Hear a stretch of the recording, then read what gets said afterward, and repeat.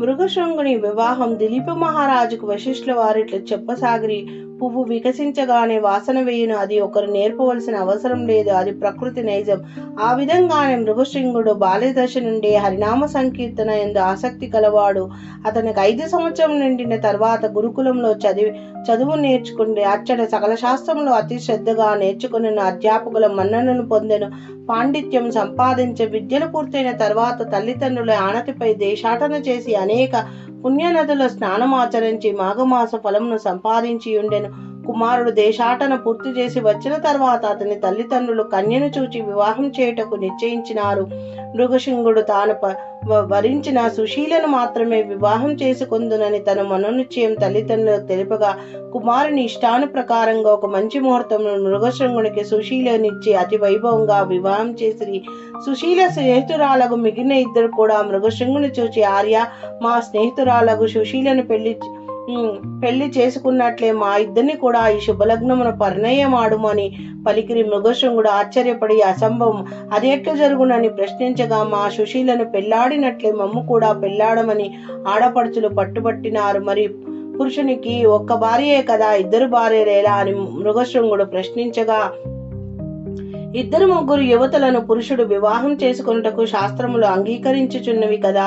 దశరథునికి 3 భార్యలు, శ్రీకృష్ణునికి 8 భార్యలు, పరమేశ్వరునికి గంగా గౌరి 2 కదా, వారికి లేని అభ్యంతరం నీకు కలవా అని ఆ కన్యలు ప్రశ్నలతో చుట్టుముట్టిరి. మృగశృంగుడు ఏమి జవాబు చెప్పలేకపోయాడు.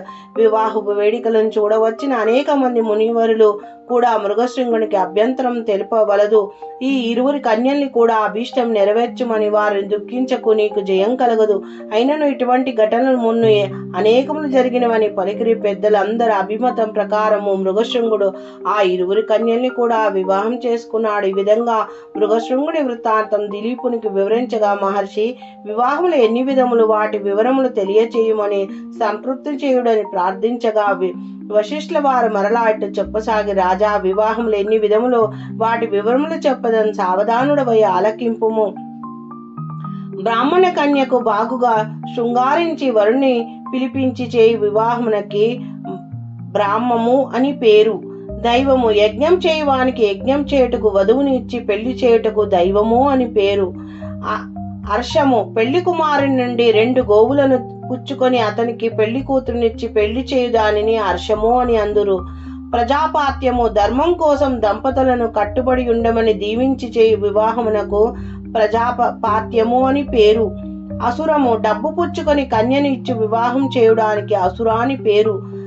గాంధర్వం, ఒకరినొకరు ప్రేమించుకొని వారందట వారు చేసుకునే వివాహము గాంధర్వ వివాహం అని పేరు. రాక్షసం, వరుడు కన్యను బలత్కరించి వివాహం ఆడువాడు, దాని రాక్షస వివాహం అని పేరు. పైచాచికం, మోసగించి అనగా మాయమాటలు నమ్మించి పెళ్లి చేసుకుని వాడిని పైచాచికమని పేరు. ఈ 8 రకముల వివాహము సంబంధమైన పేర్లు కాన వాటి ధర్మములు తెలియపరచదన ఆలకింపుడు.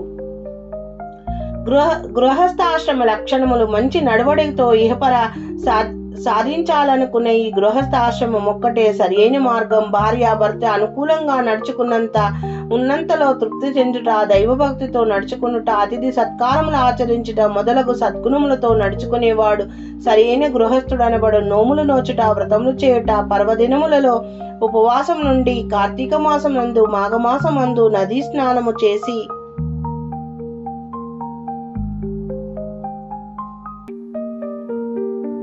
కడు నిష్ఠతో శివకేశవులను స్మరించుట మొదలగు కార్యములు ఆచరించుట వారికి మహా తేజస్సు కలుగును.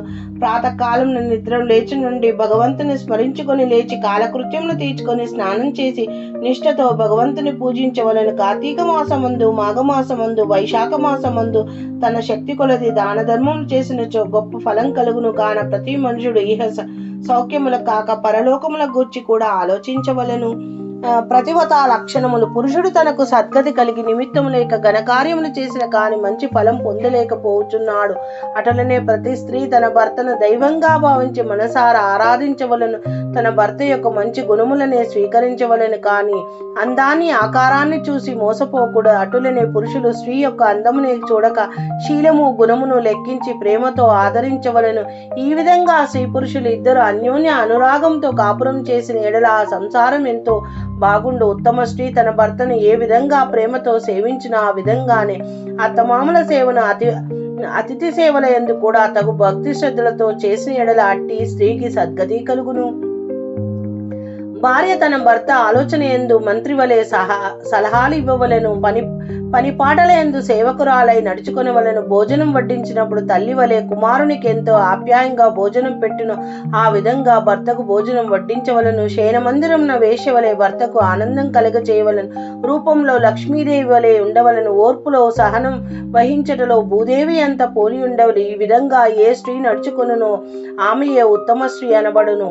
స్త్రీ బహిష్టి అయిన 4 దినములు ఏ పని చేయరాదు, అతిగా మాట్లాడకూడదు, ఎవరిని ముట్టుకొనరాదు. ఆ 4 రోజులు విశ్రాంతి తీసుకుని 4వ రోజు సూర్యోదయం కాకుండా తలంటి నీళ్లు పోసుకొని శుభ్రమైన ఉడుములు ధరించి భర్త పాదములను నమస్కరించి సూర్యభగవానికి నమస్కరించి తర్వాత తమ ఇష్టదేవతను పూజించవలను.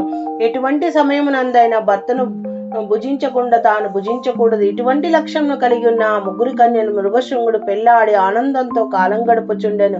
గృహస్థాశ్రమమునకు ఆదరించుచుండెను. మృకండుని జననము ఉత్త లక్షణమున గల స్త్రీలను పెళ్లాడి తిని గదా అని మృగశృంగుడు మిగులు ఆనందించిన ఆ 3 పడుతులతో సంసారం చేయుచుండునట్లు కొంతకాలం జరిగింది. సుశీలి అను భార్య గర్భం ధరించి ఒక శుభలగ్నమున కుమారుని కన్నను.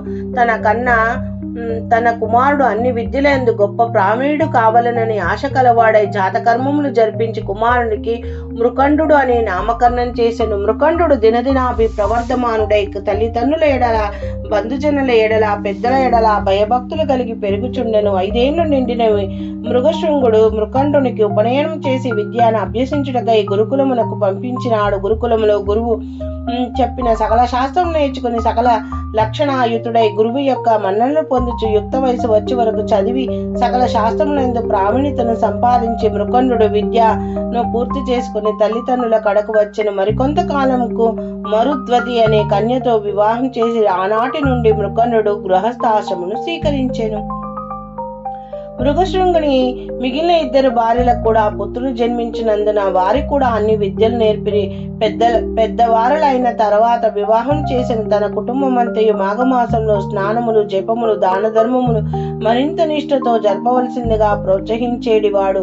తాము ఆర్జించుకున్న మాఘమాస ఫలం ప్రభావం చే సంసారము నుండి ఏ ఇబ్బంది లేకుండా ఉండుటేగాక మృగశృంగునికి మనుమళ్ళు కూడా కలిగినందుకు మరింత ఆనందించి తాను వంశవృక్షము శాఖోపశాఖలుగా అగుచున్నదని సంతోషించి తనకిక ఏ ఆశలు లేదన్న భగవత్ సాన్నిధ్యమునకు పోవలని సంకల్పించి తపస్సు చేసుకొనుటకు అడవికి వెళ్లి తన తపోబలంతో శ్రీ మహావిష్ణువుని ప్రసన్నం చేసుకుని నారాయణ కృపకు పాత్రుడై వైకుంఠమునకు ఏగను. విన్నావు కదా భూపాల, మృగశృంగుడు తాను చేసుకున్న మాఘమాస ఫలం వలన తనకు పౌత్రాభివృద్ధి కలుగుటేగాక బొందితో శ్రీమన్నారాయణుని వెంట వైకుంఠానికి వెళ్ళినాడు. ఇక అతని జ్యేష్ఠ కుమారుడు మృకండుని యొక్క వృత్తాంతం చెప్పదని ఆలకింపుమని వశిష్ఠుల వారు దిలీప మహారాజుకి ఇట్లు వివరించినారు. మృగశృంగుడు అడవికి వెళ్లిపోయిన నాటి నుండి జ్యేష్ఠపుత్రుడు మృకండుడే సంసార భారమంతా మోసి గృహమందు ఏ అశాంతి లేకుండా చుచ్చుచుండెను. ఆయనకు ఒక విచారం పీడించున్నది. అది ఎట్లనగా తాను వివాహమాడి చాలా కాలం గడిచిన సంతానం కలుగలేదే. అందుచేత అతడు లోలోన కుమిలిపోవచుండెను. అతడొక నాడు ఈ విధంగా తలపోసెను. కాశీ మహాపుణ్యక్షేత్రము శాంబశివునికి ప్రత్యక్ష నిలయం. అటువంటి వారణాసి చూచినంత మాత్రం సకల పాపమును హరించుడేగాక మనసునందు కోరికలు నెరవేరును. అనేక మంది కాశీ విశ్వనాథుని దర్శనం చేసుకుని వారి అభీష్టములు పొందగలిగిరి. కాను నేను నా కుటుంబం సమేతంగా వెళ్ళదన్ అని మనసు నిశ్చయించుకొని ప్రయాణ సన్నిధుడై బయలుదేరెను. మార్గ మధ్యంలో అనేక క్రూర మృగముల బారి నుండి కిమికీటకముల ప్రమాదము నుండి అతి కష్టం మీద తప్పించుకుని కుటుంబం సైతంగా కాశీక్షేత్రం వెళ్ళాడు. కాని పట్టణమున కాలుకొని పవిత్ర గంగానది తన విశాల బాహులను చాచి ప్రశాంతంగా ప్రవహించుచున్నది. మృకండు పరివార సైతంగా ప్రసిద్ధి చెందిన మణికర్ణిక ఘాటును కాలకృత్యాది స్నాన విధులను నెరవేర్చుకుని విశ్వనాథ మందిరమునకు బయలుదేరి వెళ్లి ఆలయములో రాగానే మృకండునికి ఎడలేని ఆనందం కలిగెను. తన జన్మ తరించనని తాను కైలాసమందున్నట్లు తలంచి విశ్వేశ్వరుని భక్తి శ్రద్ధలతో ప్రార్థించెను. ఈ విధంగా కుటుంబ సమేతంగా మృకండు కాశీ విశ్వేశ్వరుని ధ్యానించి ఒక లింగమును ప్రతిష్ఠించి దానికి మృకండేశ్వర మహాలింగం అని నామకరణం చేసి దానికి ఎదురుగా తన భార్య పేరు మరొక లింగమును ప్రతిష్ఠించి ఆ విధంగా ఒక సంవత్సరమునకు విశ్వేశ్వరుని సన్నిధానమందు గడపనించని ఒక్క దినమున మృకండుని మురుగురు తల్లులు పవిత్ర గంగానదిలో స్నానమాచరించి విశ్వేశ్వరుని పూజించుచుండగా వెంటనే తెలివి తప్పి ప్రాణములు విడిచిరి. మృకండు చాలా కాలం దుఃఖించను. విధిని ఎవరు తప్పించలేరు కదా. ఆయన ఈశ్వరుని ధ్యానించు ప్రాణములు విడిచిరి. చనిపోయిన ముగ్గురు తల్లులకు మృకండు యథావిధిగా దహన సంస్కారములు గావించి మాతృ తీర్చుకున్నాడు. మృకండునికి ఎంత కాలమును కాని సంతానం కలగనందున కాశీక్షేత్రమునకు వచ్చినాడు కదా. సంతానం కొరకు భార్య సమేతుడై విశ్వనాథుని గురించి తపస్సు చేసినాడు. అనేక దాన ధర్మం చేశాడు. అతని తపస్సుకు మెచ్చి పార్వతి పరమేశ్వరు ప్రత్యక్షమైరి. మృకండుడికి అతని భార్య మరుద్వతికి అమితానందం కలిగి పరమేశ్వరుని అనేక విధములు స్తుతించగా పరమేశ్వరుడు ఇట్లు పలికెను.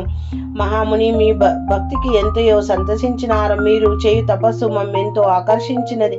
మీ నిష్కలంక భక్తికి మెచ్చి మీ కోరికలు తీర్చగా వచ్చినాము కాన మీ అభీష్టం నెరవేర్కొనుడు అని పలికెను. అంత మృకండు నమస్కరించి, మహాదేవ, తల్లి అన్నపూర్ణ, ఇదే నా నమస్కృతులు లోకరక్షాని దయవలన నేను నా సలక్షవతి సౌందర్య కుమారవతియగు పత్ని లభించినందువల్ల మేము ధ్యానించుచు ఆమెతో సంసార సుఖము అనుభవించుచున్నాము. కానీ ఎంతకాలమైన మాకు సంతానం కలగనందున కుంగి కుషించుచున్నాము. సంతానం లేని వారికి ఉత్తమ గతులు లేవు కదా. కావున మాకు పుత్ర సంతానం ప్రసాదించుడని వేడుకుచున్నాడు. అప్పుడు పార్వతి పరమేశ్వరుడు ప్రార్థించినాడు. మృకండుని దీనలాపములు ఆలకించి త్రినేత్రుడు ఇట్లు పలికెను. ముని ఉత్తమ, నీ అభీష్టం నెరవేరగలదు. కానీ ఒక నియమం ఉన్నది. బతికున్నంత వరకు వైధవ్యంతో ఉండి పుత్రిక కావాలనా లేక అల్పాయుషకుడకు పుత్రుడు కావాలనా అని ప్రశ్నించి మృకండునికి ఆశ్చర్యం కలిగిన. పరమశివుని మాటలకు ఆలోచనలో పడవలసి వచ్చెను. కొంత తడువు ఆగి, హే శశిధర, నన్ను పరీక్షింపనెంచితివా? నాకు జ్ఞానోదయమైంది మొదలు నేటి వరకు నీ ధ్యానమును సలుపుచ్చు సేవించుచున్న నాకు ఏమి చెప్పవలని తోచుకున్నది. అయినను కలకాలము వైధవ్యంతో కృంగి కృషించే పుత్రిక కన్నా అల్పాయుషకుడకు పుత్రరత్నమే ప్రసాదింపుడని నుడివేను. అటులనే అగ్గుగా కాని త్రిశూల దారి వరమిచ్చి పార్వతి సమేతంగా అంతరార్థమాయను. పరమేశ్వరుని అనుగ్రహం ఒక శుభముహూర్త కాలమున పుత్రుని కనెను. మృకండునికి పుత్ర సంతానం కలిగెను. అనేక మంది ఋషి ఉత్తములు బాలుని చూడవచ్చి వ్యాస మహర్షి కూడా వచ్చి బిడ్డకు జాతకర్మ చేసి మార్కండేయుడని నామకరణం చేసి విడలెను. ఓ దిలీప మహారాజా, పరమ పూజ్యుడగు భాగవోత్తముడగు మృకండు పరమేశ్వరుని మెప్పించి వారి దయకు పాత్రుడై సుపుత్రుని పడిసెను.